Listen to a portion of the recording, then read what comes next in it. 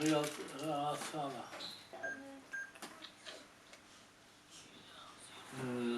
Alors, attends voir. Véronique Octavie. Maurice ou Non, il n'y a pas autant.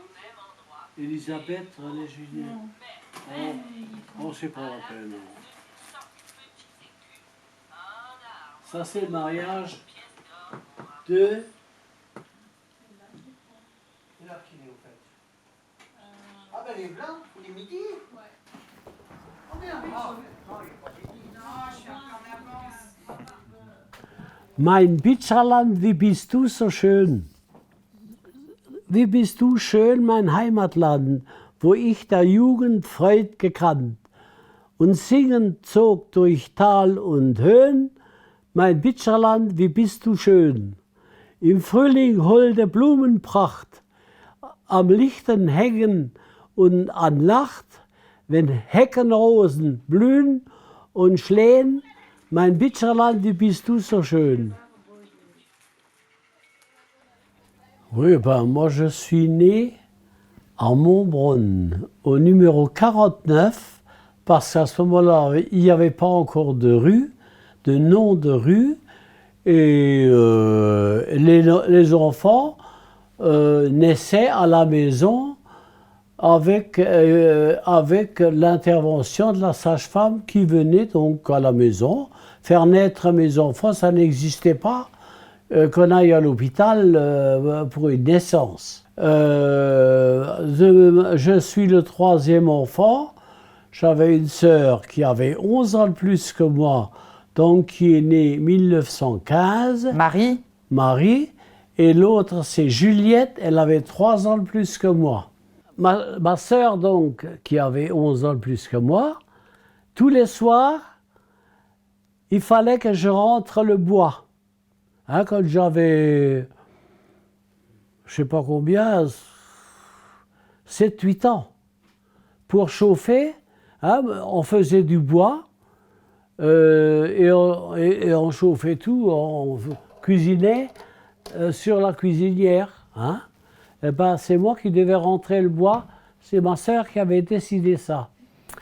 Et puis, on allait chercher de l'herbe verte, du gazon coupé, si tu veux, pour les vaches.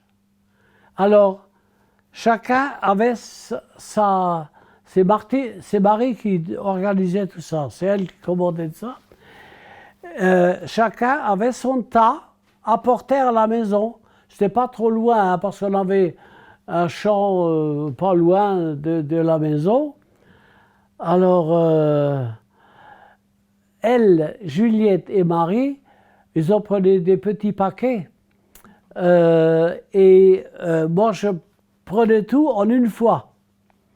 Alors, Marie m'a dit, ça je me rappelle de ça, un fainéant, il ne se tue pas en marchant, il se tue en portant. Je me rappelle de ça, parce que c'était une belle fille, hein. Martine a pas mal de choses d'elle. Il y a un garçon, un jour lui a dit, Marie-Pierre hat alle Buben gern. Marie-Pierre a Hat alle Buben gern. tout pour plaire. Non, elle aime tous les garçons. Ah. Oui, il y en a un jour qui lui a dit ça, il était jaloux, enfin bon, bref. Elle avait du succès. Elle avait, ah oui, oui. Alors Marie lui a dit, aber dich nicht. Toi non. Par contre, toi non. Oui, elle aimait tous les garçons. Elle dit, mais pas toi. Dans le temps, vous n'aviez pas de congélateur ou de frigo. Non. Et est-ce que vous faisiez des trous dans le jardin? Non. Non, on avait une cave. Tout dans la cave? Tout dans la cave, oui. Et le sel, vous n'aviez pas de saloir ou de... Ah, on avait, si, on salait... Un bac à sel? On salait des haricots et le cochon. On tuait un cochon, on mettait la viande dans le sel. D'accord. Et est-ce que la religion, elle avait une grande place? Ah oui, extrêmement important. Moi, quand j'allais à l'école, avant d'aller à l'école, il fallait aller à la messe le matin, tous les jours. Au village, Au village, oui. Oui. vous aviez des prières à réciter, non? Oh, on connaissait Je vous salue, le Notre Père, etc., des choses que tu connais encore. Oui. En hiver, on récitait le chapelet le soir. Les soirées étaient longues. On récitait le chapelet. Et à Noël, tu avais des cadeaux? Enfin, à Noël, presque tout le monde faisait des gâteaux. Alors, il y avait les gâteaux de Noël. D'accord, d'accord. Oui, et puis au Nouvel An, celui dont tu étais le parrain, tu lui amenais on disait le Nouvel An. Le gâteau s'appelait le Nouvel An. Ah ouais. Neyoa, oui, oui, D'accord. oui. Oui, ça c'était le cadeau du Nouvel An. À Noël, moins, parce on faisait un arbre de Noël. Oh ben, on en a encore fait là. Tu dois t'en souvenir, non? Oui. Oui, Oui, oui. Toi, tu as fait ta communion, oui, oui. tout ça, vous baptême, communion, vous faisiez Ah oui, ça. toujours. Enfin, c'était pas comme aujourd'hui, hein. C'était pas des grandes fêtes. Oh. Ma maman était l'aînée de 17 enfants. De 17? Oui, de 17 enfants. Mais à ce moment-là, les enfants naissaient et Mouraient. souvent mouraient rapidement parce que les soins bébés, c'est beaucoup moins développé. Bien sûr, pas comparable avec maintenant. Mais enfin, moi j'ai résisté et c'est pour ça que je suis encore là. J'ai 95 ans. La santé, c'est à peu près comme ça peut être pas mal pour des gens de mon âge. Je vis seul ici et je vais faire mes courses, je cuisine et ça se passe pas trop mal. Et le nom Pierre, il y a une origine au nom Pierre ou pas? Le nom de Pierre vient de mon grand-père. Mon grand-père est venu de Paris. Il est né à Pantin.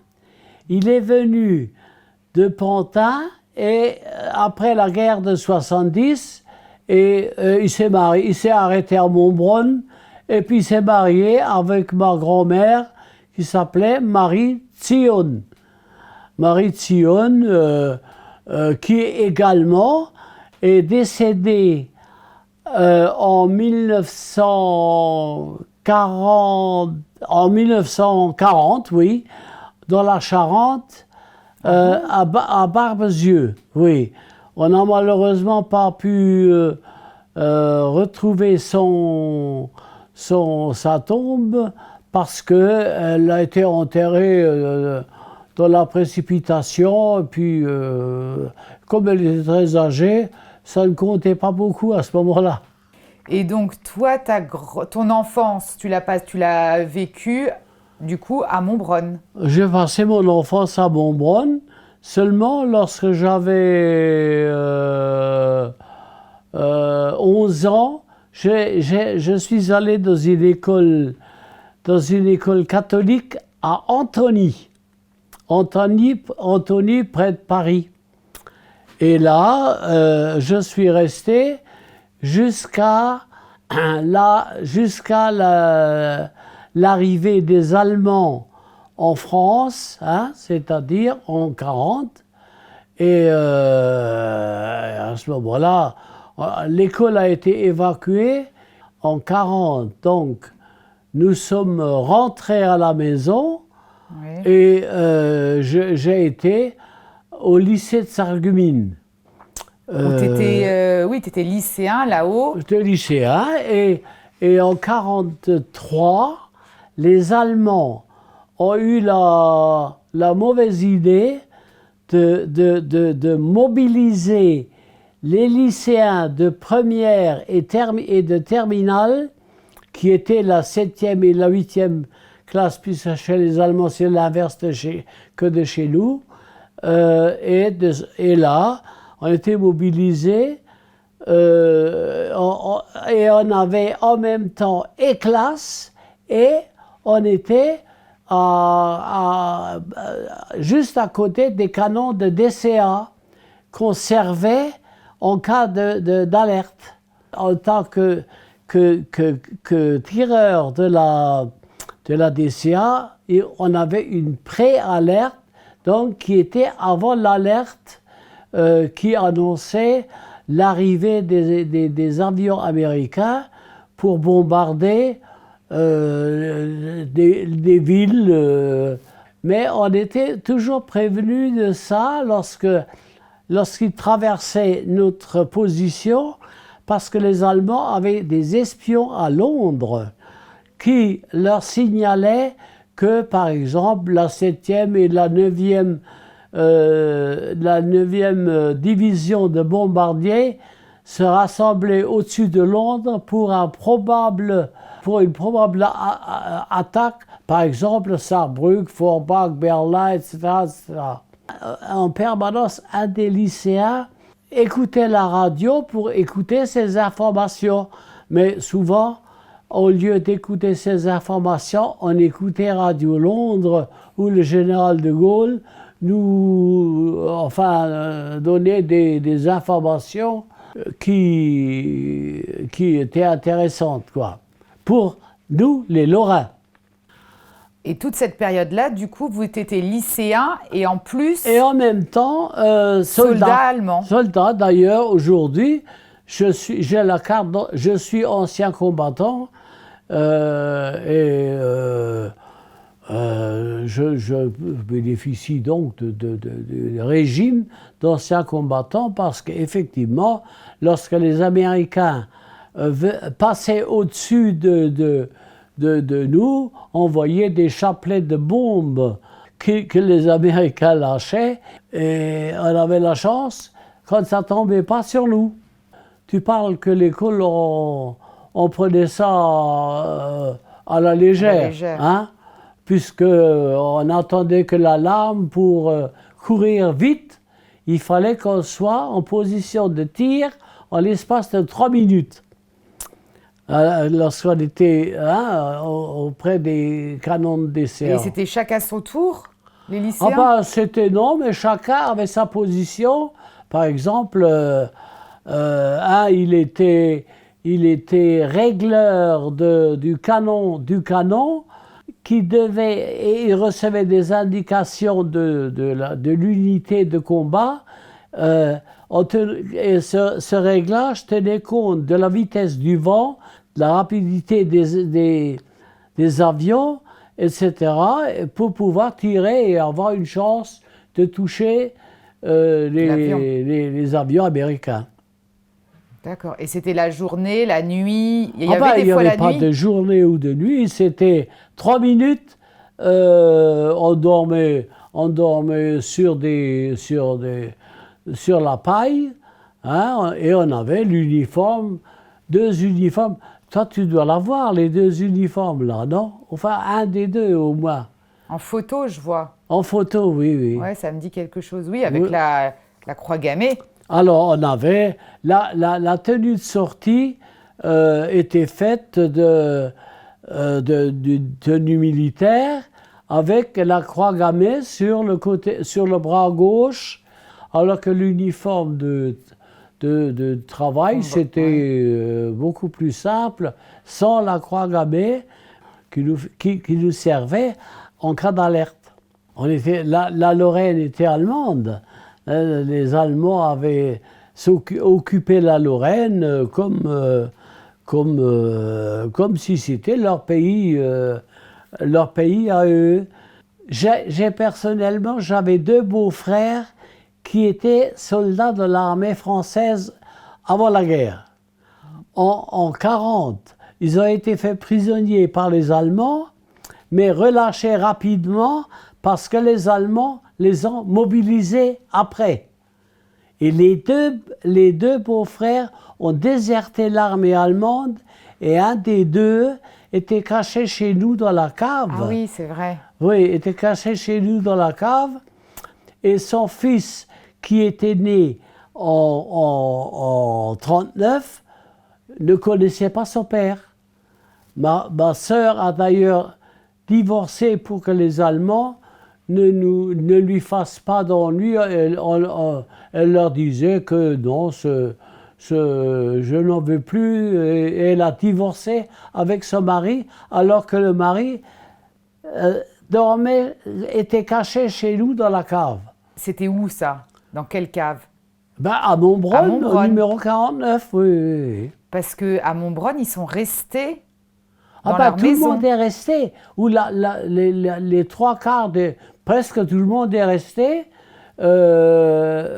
Sur place. sur place. Mais et pourquoi mamie à Volminster, ils sont tous partis? Attends, ils sont partis, mais nous, à Montbronn, on a pu revenir.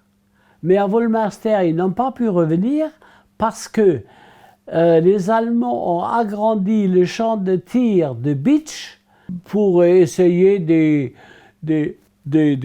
canons, etc. Et de cette façon-là, ils ont détruit les maisons, tu vois. C'est pour ça que la maison, il y avait des trous dans les murs quand Ah mamie oui, elle est tout revenue. était endommagé, puisque les gens ont pu revenir après la libération, hein, qui a eu lieu donc en 45, oui. Les Allemands ont perdu la guerre et donc il a fallu qu'ils partent et les gens ont pu rentrer chez eux. Mais et toi, à ce moment-là, tu étais allemand. Donc bien comment toi, sûr. tu as fait pour faire reconnaître ton droit que tu avais été enrôlé de force en tant Voilà, que... oui, mais oui, comment oui. tu as pu leur expliquer?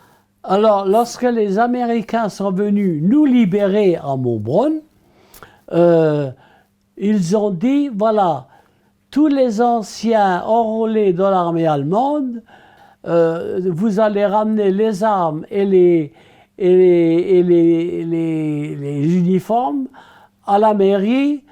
Et lorsque les Noirs américains, qui étaient souvent des gens pas très bien formés et qui ne comprenaient surtout pas que nous, les Alsaciens-Lorrains, on était souvent des déserteurs de la Wehrmacht, ils ont sorti leurs armes et ont menacé de tirer dessus. Alors, ils ont fait une chose, tous ces anciens militaires allemands, dont j'ai donc fait partie, ont été rassemblés par les Américains dans des camions. Ils nous ont emmenés à Lunéville au mois de décembre. Et à Lunéville, ils attendaient qu'il y ait un train complet de prisonniers, quoi. Prisonniers de guerre, oui. Et on était censé partir aux États-Unis comme PW, c'est-à-dire Prisoner of War. On a donc été jusqu'à Marseille. Et à Marseille, on attendait de partir aux États-Unis. Mais j'avais fait un peu d'anglais à l'école. Je suis intervenu auprès des Américains pour leur dire « Mais écoutez, c'est pas possible. Tous ces gens-là sont des déserteurs de la Wehrmacht et maintenant, vous les traitez comme des Allemands. Alors, à la longue, ils nous ont mis au camp de la Blancarde à Marseille et on est resté là, mais on n'avait rien à manger. Avec une infirmière, j'ai été chez les Américains et je leur ai demandé « Donnez-nous des boîtes de conserve, qu'on ait quand même quelque chose à manger ». Alors il y en a un Américain qui m'a dit « Tiens, mais tu parles un peu l'anglais, ça va? On a besoin d'un interprète. » Et j'ai travaillé comme interprète avec les Américains. C'était simple parce qu'il fallait simplement que je dise aux chauffeurs qui travaillaient, qui conduisaient les camions américains, tu vas aller de telle gare du port de Marseille à telle gare pour expédier des jeeps, des munitions, des uniformes vers l'est de la France.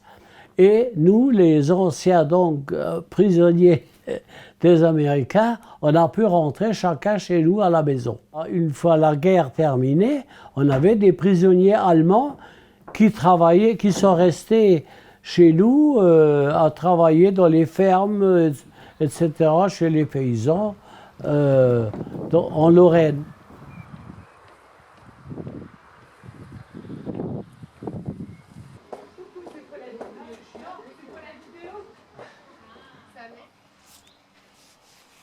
Une chose intéressante, c'est que mamie, hein, qui était donc l'aînée de 4 enfants, elle habitait Volminster et juste comme c'était la zone frontalière, les gens de Volminster ont tous été évacués, mais ma belle-mère donc avait un petit garçon de 2 mois et une fille de 2 ans.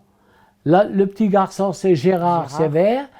La petite fille, c'était Solange. Et eux, ils sont partis, ils ont été pris en charge par un autobus. Alors que Mamie et Hortense ont rejoint le voisin qui avait déjà 5 enfants. Et donc, ils sont partis à 7 sur une charrette tirée par les vaches pour aller rejoindre près de Sarrebourg le convoi qui partait en Charente. Tu vois? D'accord, d'accord. Oui, oui. Ouais.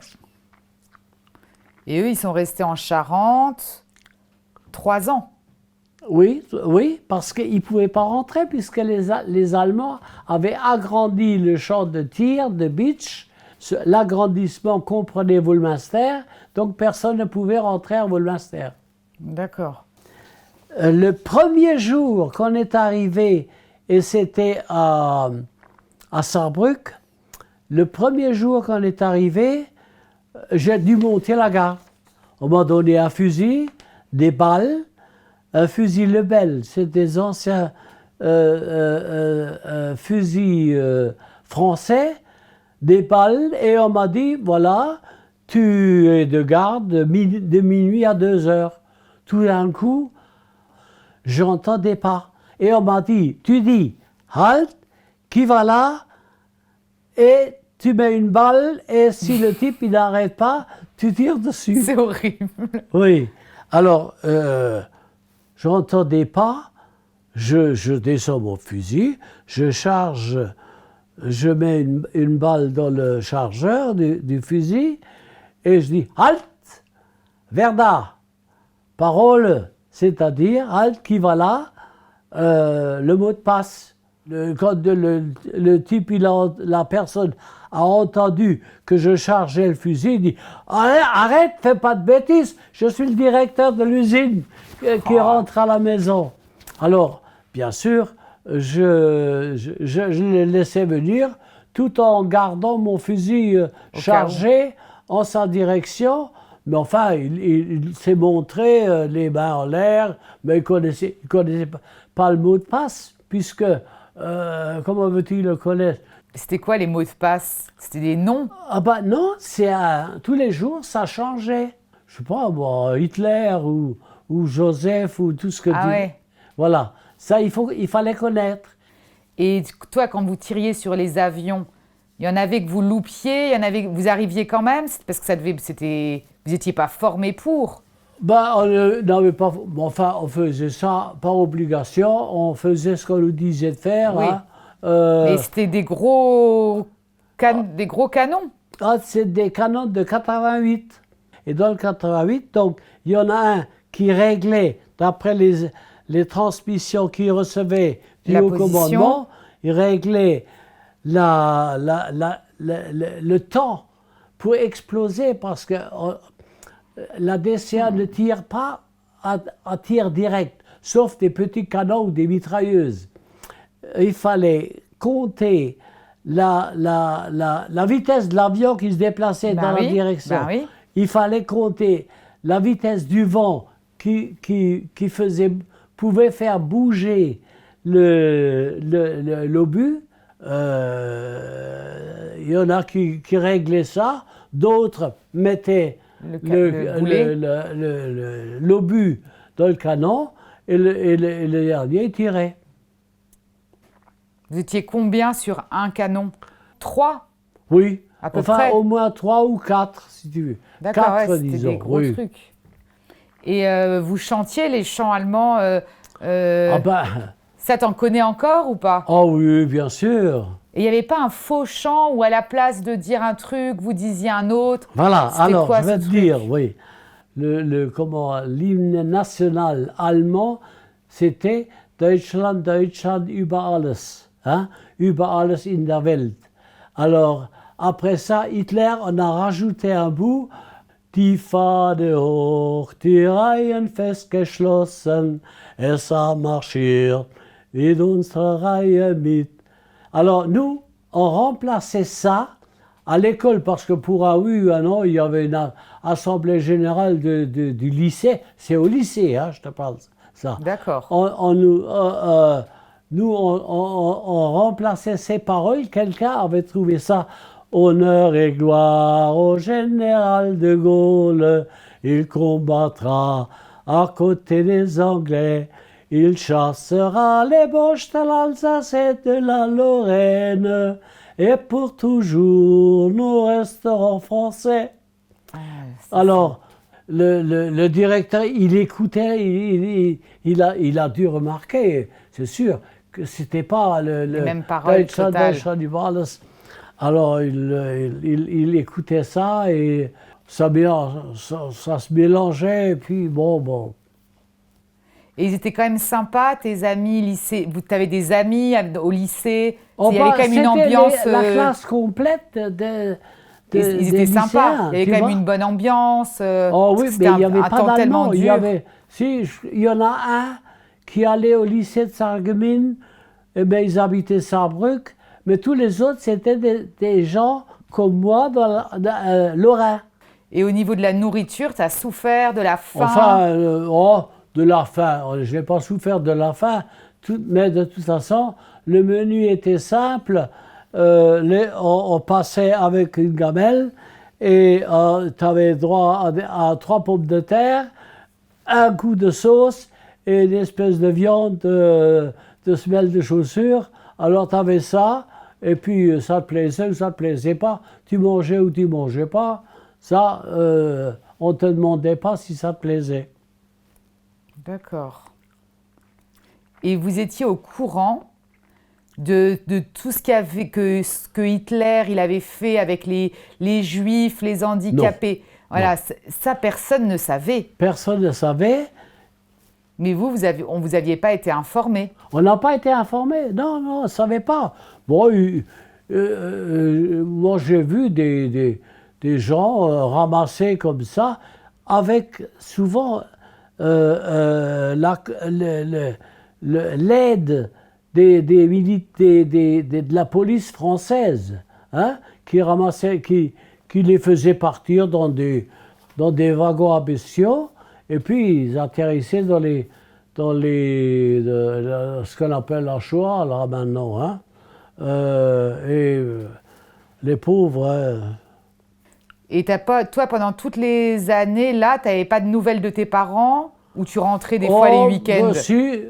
Mais moi j'étais souvent malade. Je me faisais porter malade. À la maison, tu restais à la maison? À la maison, oui. Et à la maison où il y avait mon beau-frère caché comme déserteur de la Wehrmacht. Et dans le village, il y avait des Allemands qui circulaient à Montbronn? Oh ben oui, oui. L'administration était allemande, mais il n'y avait pas, nous étions 45 à la fin, on était 45 déserteurs de la Wehrmacht, et il n'y en a pas un seul qui a été dénoncé par des gens de Montbronn. Il y avait plein de gens qui avaient des déserteurs cachés chez eux. D'accord. Le pain noir. Non, mais ça, c'est Camille. Oh. Elle me parle du pain noir. Il y avait du pain noir ou pas? Ah ben bien sûr. Parce qu'aujourd'hui, tu manges ta baguette blanche tous les jours. C'était que Non, du pain mais noir. dans l'armée, enfin, je dis dans l'armée, quand j'étais mobilisé, on recevait un tiers d'un comisprot, on appelle ça le comisprot, et tous les 2 jours, du saucisson. Du saucisson. Ah, c'est ça où tu avais fait une jaunisse, non? Voilà, j'avais fait une jaunisse parce que j'ai vu, j'ai dû, tu sais quand il fait très chaud, tu as du saucisse dans la gamelle, et ben les mouches elles viennent pondre des œufs là-dessus et voilà. Et c'est là que j'ai attrapé la jaunisse. Quand la famille de mamie, elle est rentrée, est-ce que pour réparer la maison et les dégâts, il y a eu une aide? Une aide Ah oui, ils touchaient. Pour réparer la maison qui avait été détruite, ils ont eu de l'aide? Ils touchaient Kriegsschade, des dommages de guerre, pour fermer les trous dans la toiture ou des choses comme ça. Autant à Volminster qu'à Montbronn, c'était normal. Quand ils sont rentrés à la maison, il pleuvait dans la maison, alors on ne pouvait pas. Ah bah oui. Et toi, c'est quoi l'histoire où t'es revenu avec une voiture? Ah oui, oui. Ça, c'était après la guerre? Ah, c'était après la guerre, ça. Ah, oui. c'était bien après. Je travaillais à Paris. Et, En tant que quoi? hein, Parce qu'après la guerre, t'as fait quoi du coup? eh ben, je travaillais au dépôt de la cristallerie de Saint-Louis. Parce que Ouais. Saint-Louis avait un dépôt à Paris, rue du Paradis. Je travaillais puisque j'avais une attestation des Américains comme interprète.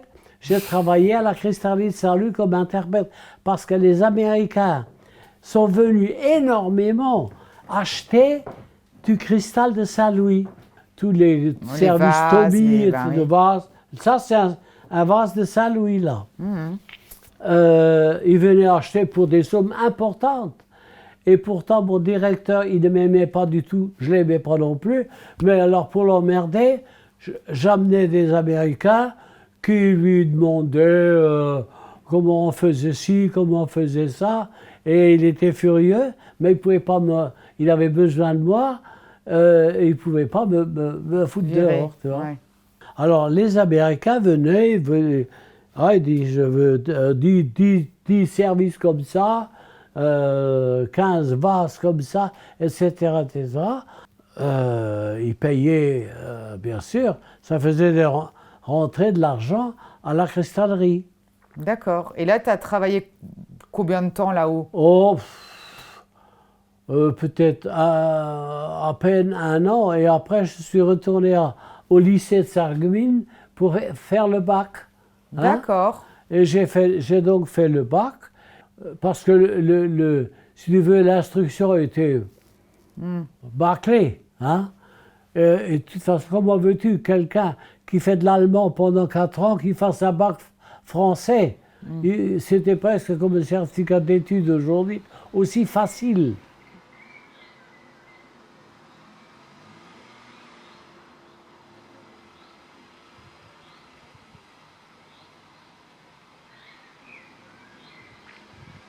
Alors, j'ai demandé à mon père, tiens, je voudrais bien aller à la faculté à Strasbourg. Alors mon père, il m'a dit, mon bonhomme, je t'ai nourri jusqu'à maintenant gratuitement, maintenant il va falloir que tu gagnes ta vie toi-même. Et c'est là que j'ai commencé à faire de la représentation en vendant des volets métalliques, tu vois, des persiennes métalliques qu'on replie sur le côté, des rideaux métalliques, etc., pour une société, mais je n'avais rien. Ma mère me faisait, quand je partais en vélo, un tas comme ça de casse-croûte. Le soir, je m'achetais 1 litre de lait chez les paysans, et j'ai fait des affaires, notamment avec quelqu'un, tu connais peut-être pas ça là, Fluclager, ça ne te dit rien. Enfin, c'est une entreprise de façade. Si, je vois les camions Voilà. Flückinger. Voilà, eh ben, Flückinger, c'était un de mes clients. Alors, j'allais chez Flückinger, apporter le devis, et quand il commandait et qu'il avait payé, bon, j'étais payé aussi. Ça, c'était mon premier travail. Puis, bon, ben, après, j'ai changé de maison, j'ai vendu pour la société Solor des produits du bâtiment. Hein, C'est là où tu étais en concurrence avec tous les autres vendeurs, il fallait être le voilà, premier. voilà. Et Oui. où j'ai encore le classement là-haut.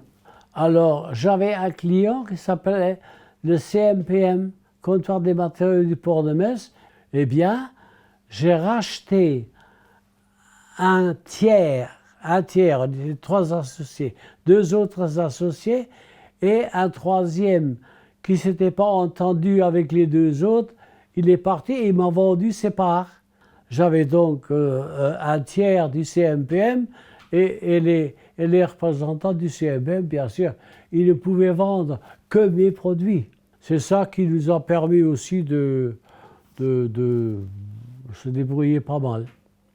J'avais été à Paris, travailler comme à la cristallerie de Saint-Louis. Cristallerie. La première chose que je me suis acheté, c'est une voiture.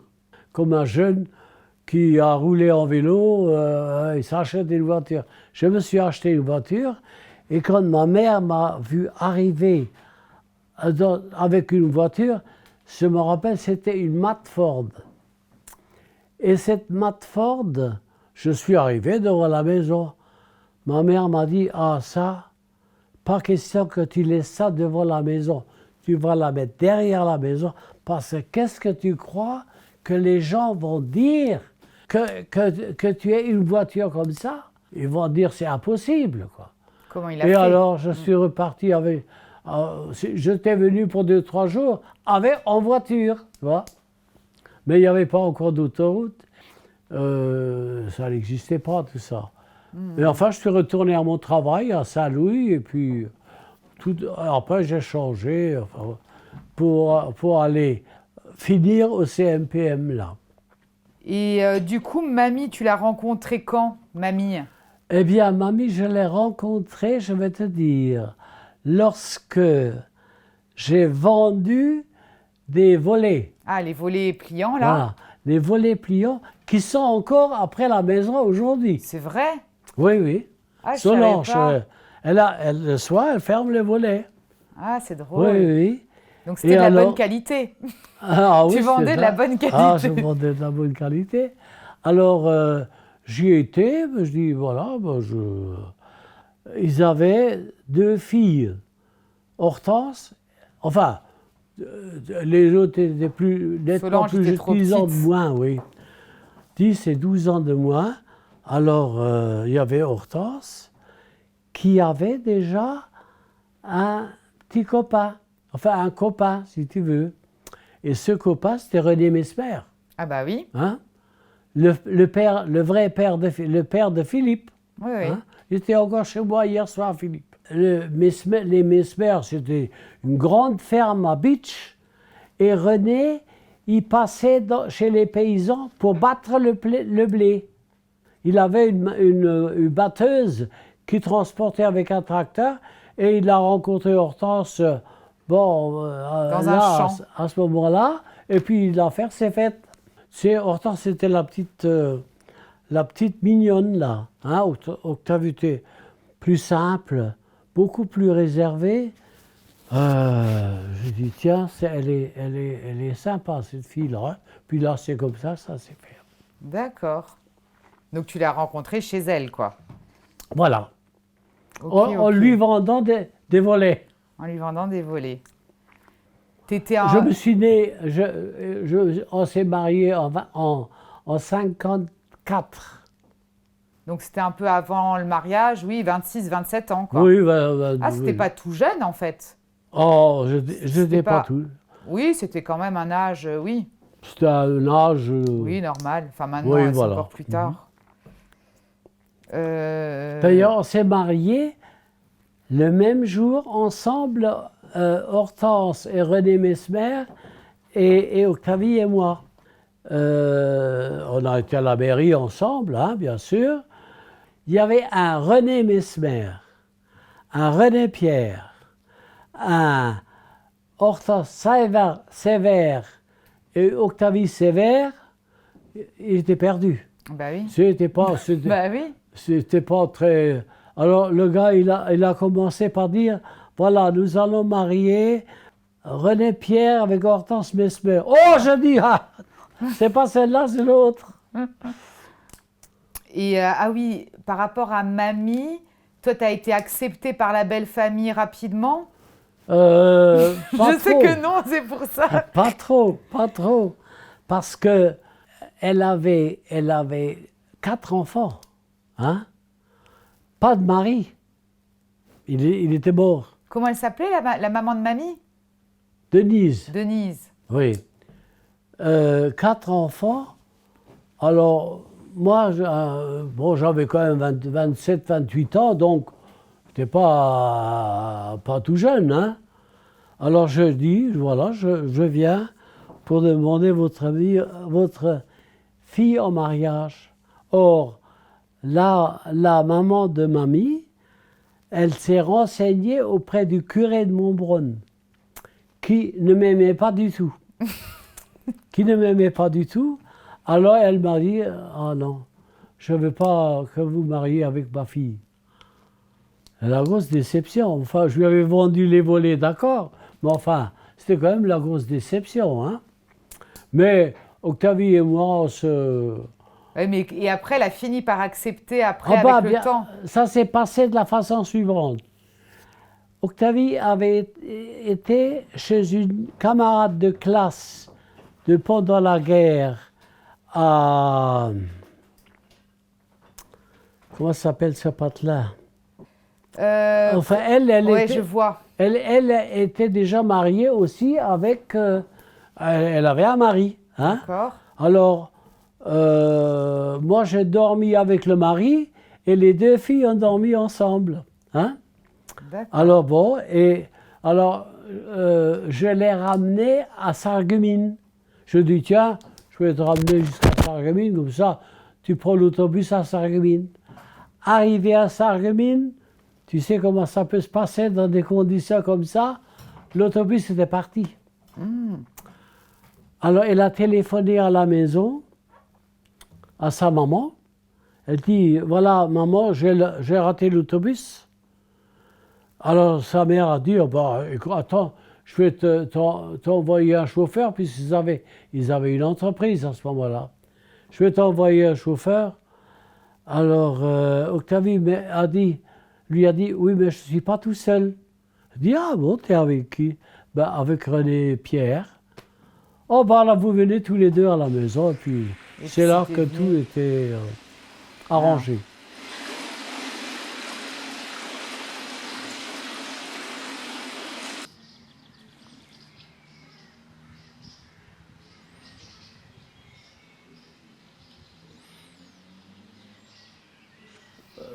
Au début du mariage, eh ben j'étais assez bien débrouillé et j'avais ma voiture. Moi, les voyages, l'avion Tu détestes, pas. papy. Voilà, je déteste. J'ai pris une fois avec mamie, j'ai été au Maroc. Sauf là, quand j'ai été à Nice, tu te rappelles? Ah bah oui. Oui. Alors, oui, les évolutions, toi, ça t'a pas... Contre, elle aimait bien elle allait... Ah, mamie, elle aimait bien voyager, les cures, oui. les... Et oui, elle était avec des gens beaucoup formés, si tu veux, hein, qui s'intéressaient à ce qu'il y a dans tel pays, etc., etc. Mais moi, ça ne me dérangeait pas. Moi, j'avais du boulot à la maison. Et c'est ça qui m'intéressait. Et qui c'est qui t'a inculqué cette force de la réussite, de gagner sa vie, d'avancer? Tout ça, cette force-là, c'est qui? Je pense que tes parents? C'est mon père. Ton père? Mon père était un des meilleurs ouvriers de la cristallerie de Saint-Louis. Lui, par exemple, il sortait Saint-Louis sortait un nouveau modèle de verre, de cendrier, de vase, de tout ce que tu veux, et qui était de son ressort. On lui donnait à lui à faire un test et à indiquer le temps. Mais il y a des gens qui faisaient dans le même temps la moitié, maximum. Et lui, 2 jours avant le maximum atteint, parce qu'il y avait un maximum, c'était fini, il ne travaillait plus. Il allait à l'usine, il buvait un bon coup, et personne ne disait rien parce que c'était la meilleure équipe de Saint-Louis, tu vois, parce qu'il y a plusieurs intervenants sur un vase. Il y a celui qui arrache le verre, l'autre qui le polit, et c'était le meilleur. Il gagnait bien sa vie, mais tout était plafonné. Tu ne pouvais pas gagner plus. Et puis, c'était extrêmement mal géré. Tu vois, nous, on avait à la maison 2 vaches. Ces vaches, on mettait plutôt beaucoup d'argent au bout, mais c'était indispensable d'avoir 2 vaches, sinon tu étais à boire. Il y a eu peut-être 2, 3, 4 familles qui n'avaient pas de vaches, mais c'était les moins que rien. Alors, on cultivait des pommes de terre, on faisait du foin, etc., etc. Mais c'est un truc où tu mettais de l'argent au bout.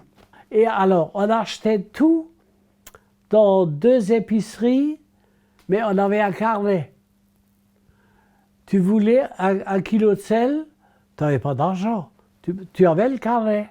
Alors, je crois que là aussi, il y a eu des gens, des épiciers qui ont rajouté un zéro de temps en temps. Et tu payais comment avec le carnet après? Tu faisais le compte après de tout? Voilà, et comment, enfin, tout. Et c'était payé et quand comment? mon père apportait la paye, Ah oui. on allait chez tous ceux chez lesquels on avait acheté un crédit, on allait payer. Et comme ça, c'était payé, il ne restait plus rien. Écoute, Et pas forcément nous, on bien, n'a tu me diras. jamais eu de clé pour fermer la porte de la maison. Tu vois, tu rentrais, tu sortais. Et les enfants, quand tu étais enfant, vous aviez des jouets? Oh non, non, non, non. Il n'y avait pas du tout de jouets? Non, non, non, non, non, non. Non, non. Les enfants étaient tous occupés à un truc utile quelconque. Un travail. À un travail, La oui, cuisine, oui. les champs. Ils allaient ramasser les pommes de terre dans les champs, ils allaient garder les vaches. Tes sœurs, tu peux les présenter un petit peu? Mes sœurs, l'aînée avait 11 ans de plus que moi. Alors elle, c'était le chef parce que ma mère était très occupée. Elle n'avait pas le temps de s'occuper de moi. Et c'est Marie qui était le chef de famille. Hein? Mon père, c'est son travail qui l'intéressait. Et ma mère, elle avait les vaches à traire. Elle avait les vaches à leur donner du foin, etc., etc., etc. C'est Marie qui dit, tu vas rentrer le bois? Parce qu'il n'y avait pas de chauffage central, bien sûr. Il y avait que des fourneaux dans une cuisinière. Après, quand ça allait un peu mieux, on avait même un fourneau à l'étage qui chauffait tout. Il ne fallait pas être trop exigeant, quoi. Et vous aviez une salle de bain, quand même? Non, penses-tu? Vous l'aviez pas? Ou dans non, quoi? Non, dans une bassine? Une bassine, voilà, tu te lavais, et puis tu t'essuyais, et puis c'est tout. Et les toilettes, elles étaient où? Dans le jardin? D'accord. Ah oui, on n'avait pas de WC, non, non. Et l'eau? Ben, l'eau à la pompe. Contre le mur, là, il y a une pompe. On allait pomper de l'eau, et on rentrait les seaux d'eau. Et on avait une cuisinière, ça c'est étonnant, où il y avait un récipient pour l'eau chaude. Donc tu versais de l'eau dedans Et quand tu voulais de l'eau chaude, tu prenais là. Tu avais la pression d'être le garçon ou Oh pas? non, oh non, j'étais plutôt, moi Proté- j'étais plutôt timide, hein, parce que déjà, ma sœur qui avait 11 ans de plus que moi, tu penses, elle m'aurait foutu des baffes. On leur disait de travailler, il n'y avait pas de travail pour les femmes à cette époque. Ben, ma sœur, mes deux sœurs n'ont pas travaillé. travaillé. Non, non, c'était pas possible qu'une femme aille au travail. Oui, il y avait les enfants, la maison, le jardin, c'était Oui, oui, les voilà. vaches. Les vaches. Oui. Bah oui.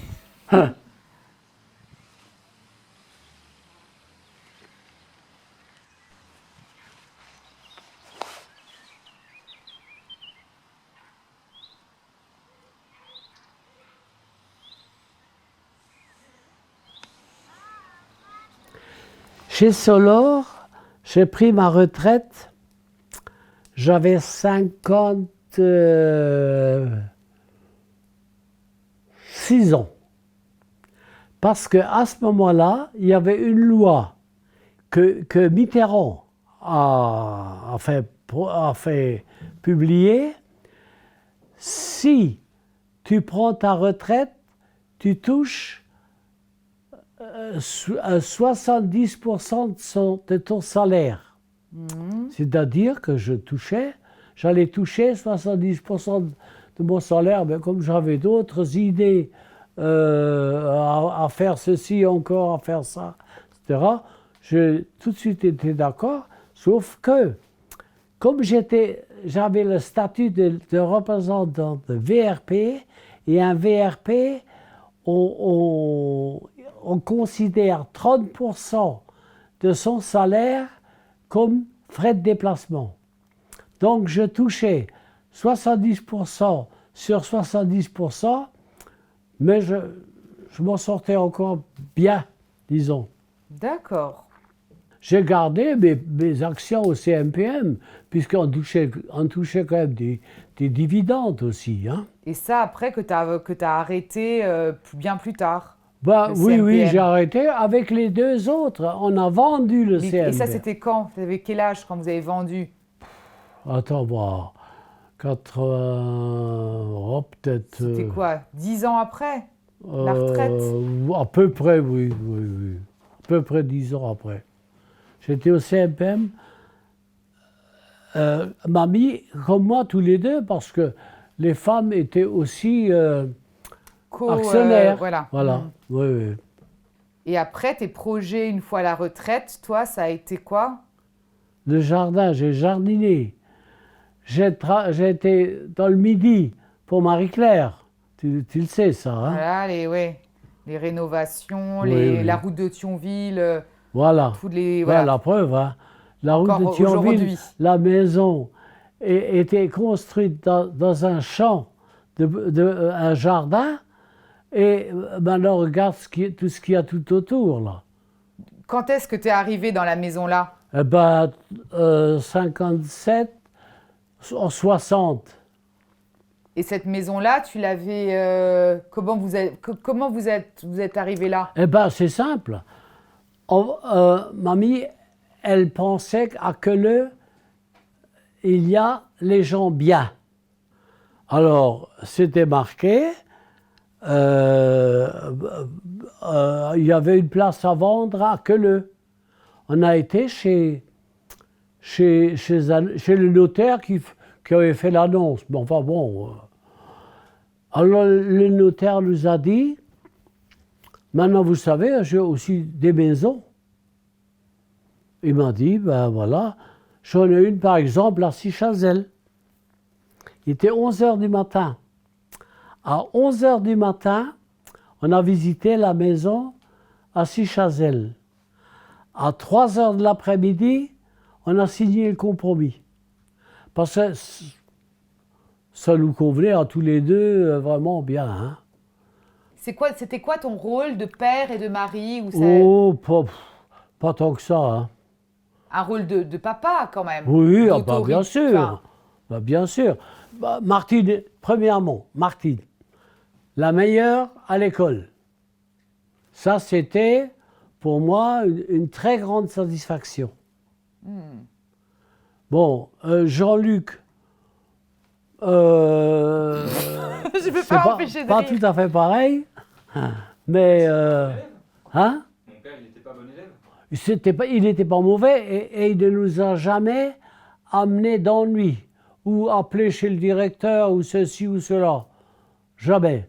Mais il était moins brillant que Martine, disons. Et Marie-Claire, c'était encore pire. Marie-Claire, elle a fait 3 écoles. Chaque fois, elle devait redoubler. Alors c'est une maline, c'est une bonne commerçante, hein. Elle a dit, oh ben non, dans cette école-là, on me prend dans la classe au-dessus. Et 3 fois, elle a fait ça. Alors que Jean-Luc, il a été au lycée Faber sans complication, hein. Et tu étais sévère avec les enfants? Non, ben j'avais pas le temps. J'avais autre chose à faire que d'être sévère. Et puis, tu vois un peu, mamie, si j'avais fait des brutalités, elle aurait été... Tout de suite derrière. Ah oui, ah bah oui, oui. Et avec mamie, ça a été des belles années de mariage, bah, c'était des... Bon, on était mari et femme, comme tout le monde. Mais chacun s'occupait, avait son rôle Oui, dans la famille, tu vois. oui, la place bien... Voilà. Ouais. Moi, je ne m'occupais pas qu'est-ce qu'on allait manger à midi. C'est elle qui s'occupait de tout ça. Et je n'ai jamais été à la cuisine, c'est pour ça que là vraiment, c'est mon point faible, hein.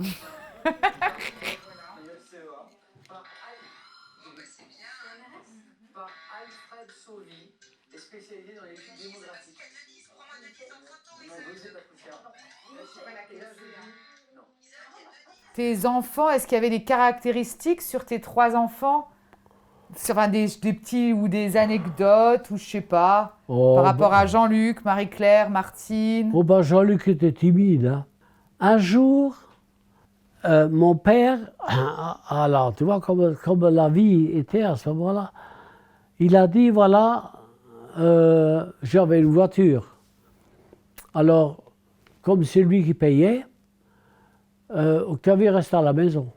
Alors on est parti, il y avait Martine, mon père bien sûr, moi le chauffeur, et qui encore, et Juliette aussi.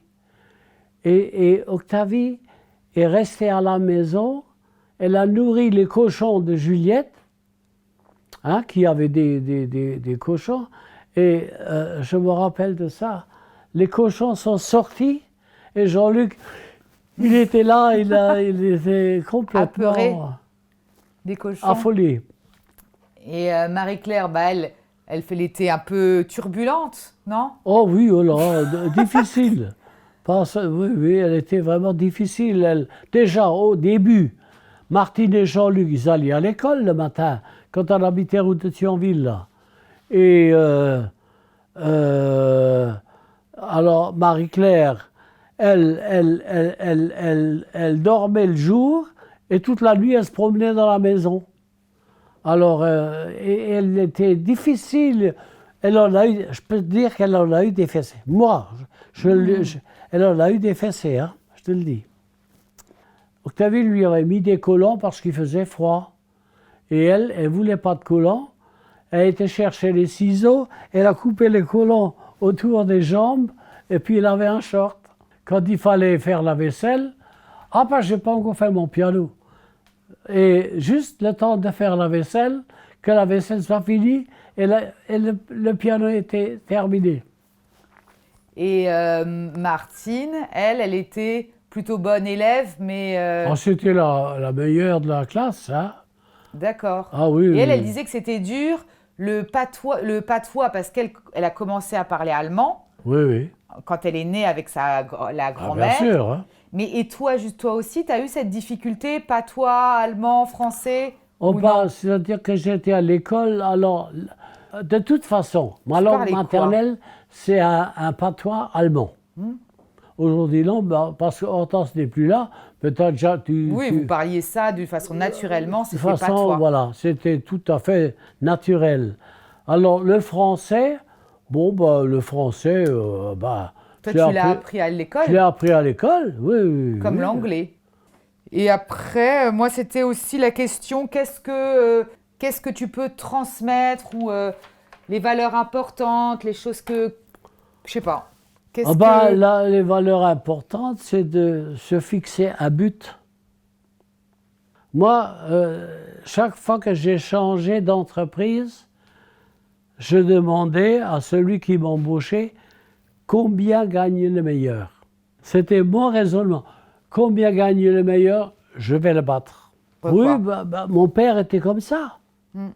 2 jours avant la fin du mois, tu es arrivé au maximum. Bon, comme il est arrivé au maximum, il ne pouvait pas rien faire, il ne pouvait plus rien faire. Oui, oui, t'es coincé. C'est une façon. Est-ce que c'est malin ou pas malin? Je ne sais rien. Mais enfin, ça donne quand même des résultats, disons. Oui, bien sûr. Je suis fier de ce que j'ai fait. Je suis heureux de l'avoir fait. Et, ma foi, j'attends que la roue tourne.